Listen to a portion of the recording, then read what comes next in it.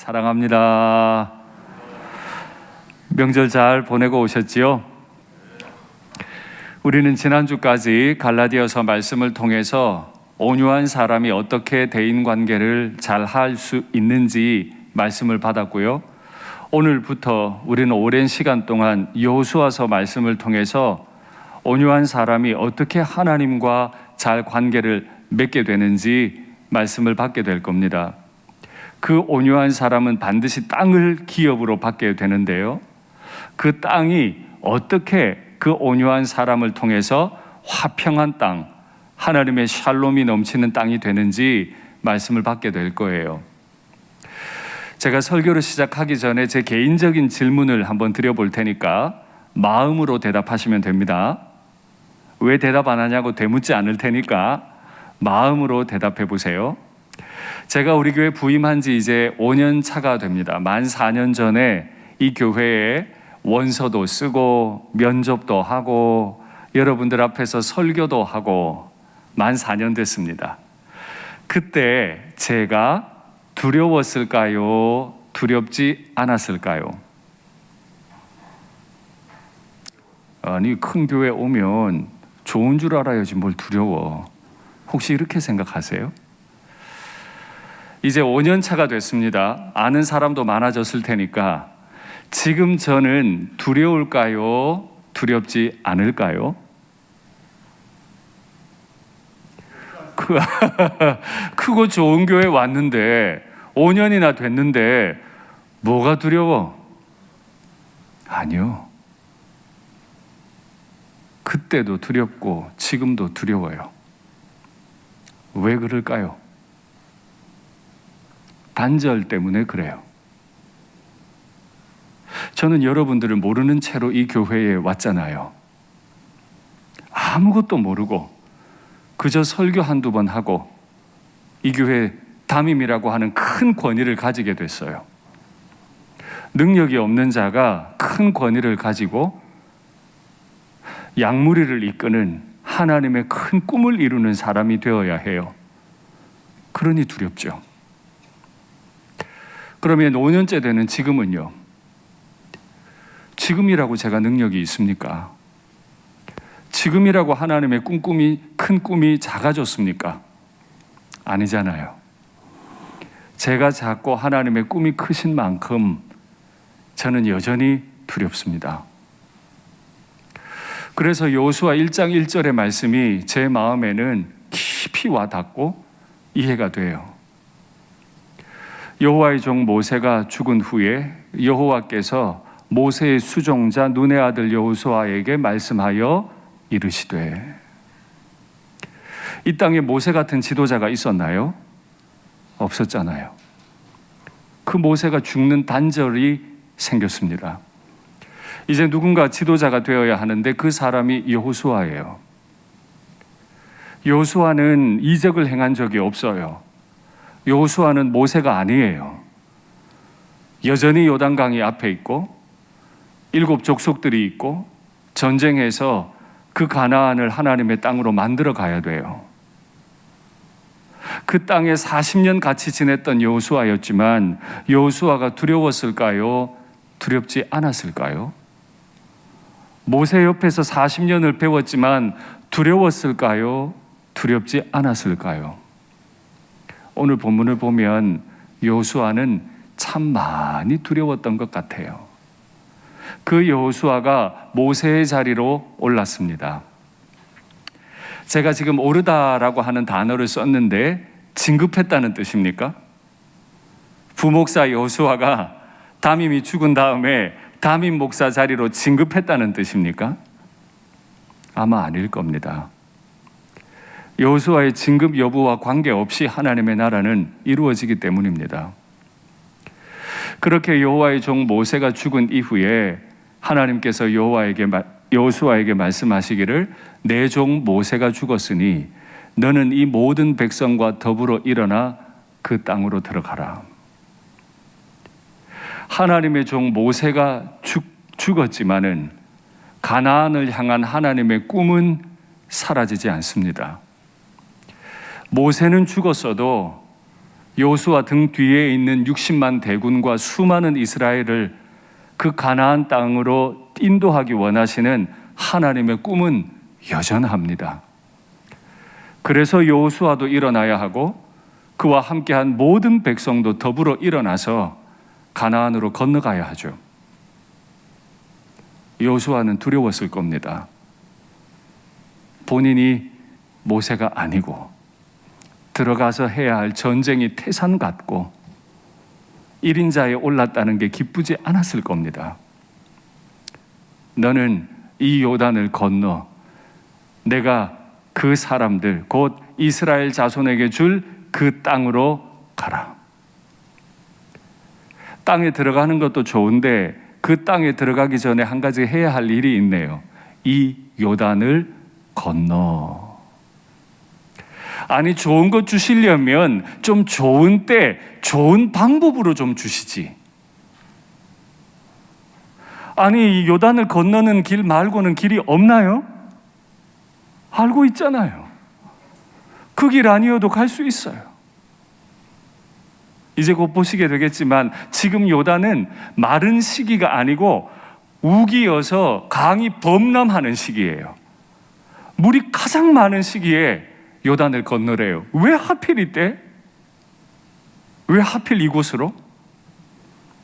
다시 물을게요. 여호수아가 두려웠을까요? 두렵지 않았을까요? 다음 주에 보시겠습니다만 3일 후에 이 요단강 건너야 돼요. 여전히 물이 넘쳐요. 많은 사람들은 말할 거예요. 왜 이 길입니까? 왜 이때입니까? 모세가 죽었으면 당연히 당신입니까? 왜 나는 아닙니까? 말하는 사람이 없었겠습니까? 있었겠죠. 이 요단을 건너서 들어갈 바로 그 땅, 하나님이 그 땅이라고 지목하신 그 땅은 어떤 땅일까요? 여호수아가 이 말씀을 받기 600년 전에 하나님께서 아브라함에게 주신 그 땅이죠. 제가 우리 교회 부임하고 두 번째 설교하는 시간에 이 본문 가지고 하나님의 꿈에 대해 나누었었는데 말씀 다시 확인하시죠. 여호와께서 아브라함에게 이르시되 너는 너의 고향과 친척과 아버지의 집을 떠나 내가 너에게 보여줄 땅으로 가라. 아브라함 한 사람에게 하나님이 땅 하나를 보여주셨어요. 내가 너로 큰 민족 이루고 네게 복을 주어 네 이름을 창대하게 할 거다. 얼마나 기분 좋은지. 너는 복이 될 거다. 너는 복덩어리가 될 거야. 그런데 왜요? 너를 축복하는 자에게는 내가 복을 내리고 너를 저주하는 자에게는 내가 저주하리니 내가 널 보호할 건데 왜 그렇게까지 해주냐 하면 땅의 모든 족속이 너로 말미암아 복을 얻을 것이라 하신지라. 600년 전에 한 사람 아브라함에게 복을 주시고 이 아브라함에게 주신 복이 그 땅 전체에 흐를 수 있도록 하나님이 꿈 하나를 꾸셨어요. 하나님은 이 꿈을 잊지 않으셨죠. 아브라함이 하나님 앞에 새를 쪼개어서 제사를 드리던 날에 하나님은 다시 아브라함에게 이 땅에 관해 언급하십니다. 그날에 여호와께서 아브라함과 더불어 언약을 세워 이르시되 내가 이 땅을 애굽 땅에서 강에서부터 큰 강 유브라데까지 네 자손에게 주는데 거기 족속들이 많아요. 겐 족속, 그니스 족속, 감몬 족속, 헷 족속, 브리스 족속, 르바 족속, 아모리 족속과 가나안 족속과 기르가스 족속과 여부스 족속의 땅이다. 하나님이 그 땅의 경계를 다 확정해 주신 거죠. 하나님이 아브라함과 약속하시고 여호수아 때까지 그 땅을 한 번도 잊으신 적이 없어요. 아브라함의 아들 이삭에게도 다시 이 땅을 언급해 주세요. 말씀 확인하겠습니다. 네 자손을 하늘의 별과 같이 번성하게 하며 이 모든 땅을 너의 자손에게 주리니, 지금 아브라함의 아들 이삭에게 하는 말이에요. 네 자손으로 말미암아 천하 만민이 복을 받으리라. 하나님의 꿈은 사라지지 않았어요. 이제 이삭의 아들 야곱에게 하시는 말씀, 나는 여호와니 너의 조부 아브라함의 하나님이요 이삭의 하나님이라. 네가 누워있는 땅을 내가 너와 네 자손에게 주리니. 하나님의 꿈이 담겨있는 그 가나안 땅, 600년이 지나도 하나님이 잊지 않으시고 여호수아에게 그 꿈을 맡기세요. 요단강 물이 넘치니까 두렵니? 모세 대신 행동하려니 두려워? 가나안 7 족속과 전쟁할 생각하니까 두려워? 나 600년을 기다렸다. 너 이제 이 백성들과 더불어 일어나서 이 강을 건너고 내 꿈을 이루어라. 두렵지만 피할 수 없는 길이에요. 두려워도 피할 수 없다면 하나님이 반드시 그 일을 이루어 주실 줄 믿습니다. 그런데 그 땅이 얼마나 험한 땅인지 아세요? 지도 한번 확인하시죠. 왼쪽에 파란 부분이 지중해 바다이고 지중해 연안부터 가나안 땅이 작게 있죠. 위쪽으로는 유럽이고 오른쪽으로는 아시아고 왼쪽 아래로는 아프리카예요. 여러분 잘 아시는 대로 가나안 주변은 엄청난 나라들이 서고 무너지고 서고 무너지고 그 한가운데 있는 가나안은 맨날 전쟁통이 되죠. 우리가 주일학교 선생님을 통해 말씀을 이렇게 배웠습니다. 저는 이렇게 배웠는데 이스라엘은 우리나라랑 좀 비슷해. 우리나라가 땅이 되게 작은데 우리나라 주변에 큰 나라들이 많아가지고 우리나라의 전쟁이 얼마나 많았는지 몰라. 이스라엘도 땅이 되게 작은데 그 옆에 큰 나라들이 많아서 얼마나 전쟁이 많았는지 몰라. 이게 주일학교 선생님들이 제게 가르쳐 주신 얘기예요. 여러분께 묻겠습니다. 이스라엘 백성은 살아남을 수 있을까요?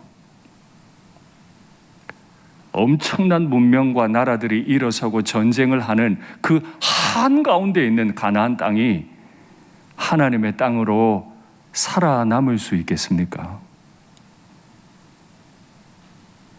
과연 이 모자라는 실력을 가진 담임 목사가 하나님께서 사랑하시는 이 양무리들을 잘 이끌어서 이 교회가 하나님의 나라가 되게 하라 하시는데 이게 될까요? 누군가가 아멘 해주셔서 제 마음에 살짝 위로가 됐습니다. 우리 자신을 생각해 보면 참 어려운 얘기예요. 그래서 꿈을 안 꾸게 돼요. 무슨 하나님의 나라? 내 신앙 지키고 살면 되지. 저 강대국들이 발흥을 하고 전쟁을 하는 그 한가운데 있고 여전히 요단강 물은 넘치고 네피림과 목이 굵은 아낙 자손들이 있으며 그 성벽은 하늘 끝까지 닿아서 전쟁 한번 하기가 어려운 그 땅에서 여호수아와 그의 백성들은 살아남을 수 있을까요? 그래서 두려워요. 어떻게 이 백성을 이끌어요? 그런데 그 백성이 그 땅에서 살아남을 수 있는 이유가 이미 모세를 통해 설명이 다 됐어요. 신명기 말씀 확인하시죠. 너희가 건너가서 차지할 땅은 산과 골짜기가 있어서 하늘에서 내리는 비를 흡수하는 땅이에요. 좋은 땅이에요. 네 하나님 여호와께서 돌보아 주시는 땅이라 연초부터 연말까지 네 하나님 여호와의 눈이 항상 그 위에 있느니라. 전쟁 잘하는 민족들이 우리 앞을 가로막아도 요단 강물이 넘쳐 흘러도 여리고 성벽이 하늘 끝까지 다 있어도 여호와가 함께 하시고 여호와의 눈이 연초부터 연말까지 그들 위에 함께 하기 때문에 그들은 살아남을 뿐만 아니라 그 자리에 하나님의 나라를 이루게 될 줄 믿습니다. 저는 참으로 미련한 목사지만은 여러분들도 마찬가지로 하나님의 나라를 이루기에 실력이 부족한 인생들이지만은 우리 일산교회에 속한 모든 믿음의 가정들 위에 우리 일산교회 위에 여호와의 눈이 연초부터 연말까지 늘 함께 하시는 줄 믿습니다. 그렇기 때문에 우리를 둘러싸고 있는 엄청난 나라들이 있다 할지라도 지금 내가 범람하는 요단강을 건너야 해도 7 족속과 싸워야 해도 네 평생에 능히 너를 당할 자가 없으리니. 여호수아야, 너 많이 두렵지? 근데 기억해, 내가 너와 함께 할 거고 네가 가는 땅마다 내가 내 눈이 너와 함께 할 거다. 그래서 그 수많은 대적들이 능히 너를 대적하지 못하게 될 거다. 내가 모세와 함께 있었던 것 같이 너와 함께 있을 거다. 이 약속이 여호수아에게 주어진 거죠. 그러니까 여호수아야, 강하고 담대해라. 너는 그들 곧 이스라엘 자손에게 이 약속된 땅을 차지하게 하리라. 지도자가 되면 환경만 두려운 게 아닙니다. 자신의 부족함을 발견하면서 두려움만을 느끼는 건 아닙니다. 양무리들을 이끌어야 하는데 이 양무리가 어떤 양무리들인가에 따라서도 기쁠 수도 있고 두려울 수도 있어요.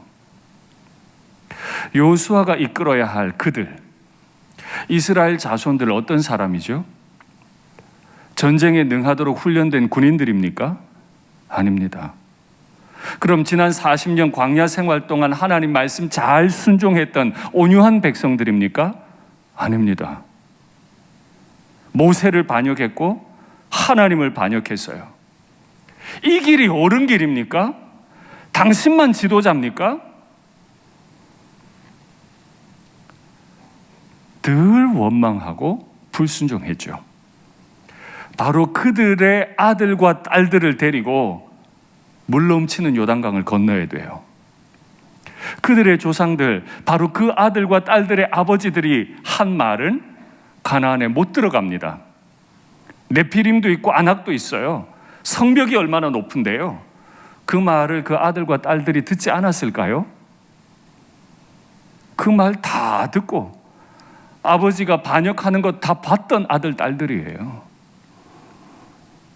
근데 그 양무리들 데리고 가가지고 그 땅을 차지하게 될 거라고요? 쉽지 않은 이야기잖아요. 그래서 또 두려워요. 내 자신의 연약함 때문에 두렵고, 환경이 너무 열악해서 두렵고, 함께하는 사람들 때문에 두렵고 두려운 게 지도자의 마음이고 하나님의 사람들의 마음이죠. 그래서 끊임없이 주저하고 있는 여호수아를 향해 강해, 담대해, 네 눈에 불가능해 보이고 아주 오랫동안 반역해서 다 망해버린 백성들이고 60만 명이 나왔지만은 딱 한 명, 너를 제외하면 딱 한 명 갈렙밖에 못 들어갔던, 다 무너졌던 그 아버지들의 아들, 딸밖에 안 되지만은 내가 그들과 함께한다. 내가 너와 함께하니까 강하고 담대해라. 오직 강하고 극히 담대하여 좌로나 우로나 치우치지 말라. 지도자가 언제 좌로나 우로나 치우칠까요? 두려울 때요.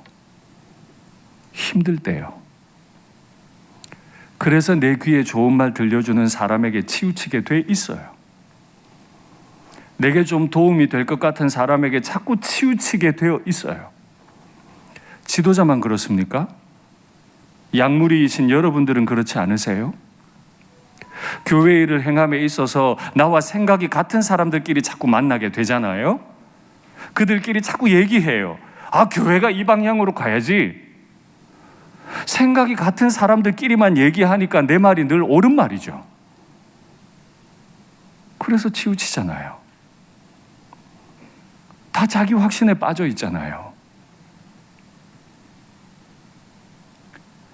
지도자도 두려워서 치우치고 성도들도 두려워서 치우칠 수밖에 없는 이 상황 가운데서 여호와 하나님께서는 강하게 요구하십니다. 오직 강하고 극히 담대해져라. 그래서 좌로나 우로나 치우치지 마. 여호수아가 이렇게 될 수 있는 근거는 어디에 있죠? 신명기 말씀 받겠습니다. 내가 오늘 너희에게 명하는 내 명령을 너희가 만일 청종하고 너희의 하나님 여호와를 사랑하여 마음을 다하고 뜻을 다하여 섬기면 여호와께서 너희의 땅에 이른 비 늦은 비를 적당한 때에 내리시리니 너희가 곡식과 포도주와 기름을 얻을 것이요 또 가축을 위하여 들에 풀이 나게 하시리니 네가 먹고 배부를 것이라. 여호수아와 이스라엘 백성들, 지도자와 양무리들이 이 땅의 모든 것들을 취할 수 있는 건 지도자가 탁월해서가 아니고 성도들이 탁월해서가 아니고 오직 하나, 내 명령, 여호와의 한 구절 말씀을 꽉 붙잡을 때 하나님은 그 가나안을 정복해서 마침내 하나님이 주인이신 땅으로 드러내게 할 때 필요한 모든 것들을 다 채워주시겠대요. 교회에 필요한 건 능력 있는 담임 목사가 아니에요. 교회에 필요한 건 능력 있는 성도들이 아니에요. 교회에 필요한 건 한 구절의 말씀 꽉 붙잡고 그 말씀 앞에서 내 팔다리가 다 떨어져 나가고 내 확신 버리고 내 주장 버리고 내 경험, 내 지식 버리고 그 말씀에 순종하는 사람. 그 한 사람이 있으면 넘치는 요단강도 마른 땅처럼 건널 것이고 하늘 끝에다 있는 여리고성도 무너지게 될 것이고 7 족속도 다 이기게 될 줄 믿습니다. 그래서 하나님께서는 여호수아에게 중요한 말씀 하나를 허락하십니다. 말씀 확인하시죠. 이 율법책을 내 입에서 떠나지 말게 하며 주야로 그것을 묵상하여. 내 입에서 불평불만이 나올 수 있어요. 하나님, 나 두려워요. 나는 이 백성들하고 못 가요. 이 성벽을 넘지 못해요. 이 강 나 못 건널 것 같아요. 말하고 싶어? 네 입에 그런 불평불만 안 된다는 말 좀 버려. 네 입에는 내 말만 붙여놓고 살아. 언제요? 아침부터 저녁까지 그것을 묵상하여 그 안에 기록된 대로 다 내가 너한테 준 말씀만 꽉 붙잡고 살아. 그게 전부인 줄 알고 살아. 그러면 네 길이 평탄하게 될 거다. 요단강이 넘쳐? 그 강이 평탄해질 거야. 여리고가 가로막고 있어? 그거 그냥 무너지게 될 거다. 형통하게 될 거다. 우리가 살아가는 방법이죠. 가나안 전쟁은 힘으로 싸우고 무기로 싸우는 전쟁이 아니에요. 하나님이 주인이신 땅에서는 무기로 싸우는 게 아니고 말씀으로 싸워요. 내 손에 무기가 많아야 이기는 게 아니고 내 입에 말씀이 있어야 살아요. 내 자녀들이 유명한 대학에 진학을 하고 연봉이 큰 회사에 가는 것 정말 부모님들의 소원일 겁니다. 저도 그러면 좋겠습니다. 그러나 그것으로 내 아이들이 하나님의 종으로 사는 건 아니에요. 그것으로 평안하고 형통해지는 것도 아니에요. 내 아이들이 진짜 형통할 수 있는 이유는 다른 거 다 없어도 아이들의 입술에 하나님의 말씀이 있을 때, 바로 그때 우리 아이들은 하나님의 손에 붙잡혀서 평생을 하나님의 사람으로 여호수아처럼 살게 될 줄 믿습니다. 힘이 있는 사람이 하나님께 영광 돌리는 게 아니에요. 오히려 한 구절 말씀 앞에서 힘이 하나도 없는 사람, 힘 완전히 다 뺀 사람, 당신 때문이라고. 내가 헌신한 게 얼만데 집안을 이렇게밖에 못 돌보냐고. 남편과 아내가 서로에 대해 펄펄 살아가지고 얘기하는 가정, 아무리 얘기해도 하나님의 땅 안 됩니다. 교회에 와서 서로의 지식이 옳다고 서로의 견해가 옳다고 끊임없이 주장하면 그 교회 하나님의 땅 안 됩니다. 하나님의 땅은 그가 누구든 하나님 한 구절 말씀 앞에서 팔다리가 다 잘려져 나가버리고 힘 다 빠져 있을 바로 그때 우리 일산교회에 속한 모든 가정들, 또 우리 일산교회, 또 일터들이 천국으로 바뀌게 되는 줄 믿습니다. 진짜 그럴까요? 진짜 그래요. 진짜 하나님은 힘 다 빠진 사람만 쓰실까요? 진짜 그래요. 바울이 고린도전서에서 이렇게 말합니다. 확인하시죠? 그러나 하나님께서 세상에 미련한 것들을 택하사 지혜 있는 자들을 부끄럽게 하려 하시고 가정과 교회와 일터에서 지혜 있는 양 하지 마십시오. 부끄러워질 겁니다. 세상의 약한 것들을 택하사 강한 것들을 부끄럽게 하려 하시며 가정과 교회와 일터에서 강자인 것처럼 행동하고 말하지 마십시오. 부끄러움을 당하게 될 겁니다. 하나님께서 세상의 천한 것들과 멸시받는 것들과 없는 것들을 택하사 우리가 생각도 하기 싫은 바로 그런 사람들을 택하셔서 내 아들은 이렇게 안 되면 좋겠는데 바로 그런 사람들을 택하셔서 있는 것들을 폐하려 하시나니 내가 이 가정에 헌신한 게 얼만데, 내가 이 교회 다닌 게 얼만데, 내가 이 교회 헌금한 게 얼만데 그들을 다 폐해버리신대. 왜요?